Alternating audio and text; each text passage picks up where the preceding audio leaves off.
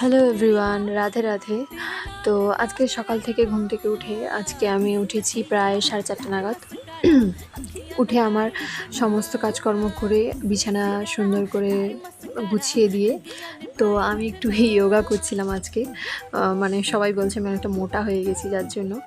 তো তারপর আমি সকালের যা কাজকর্ম ওইগুলো সেরে স্নান সেরে এখন পুজো করব।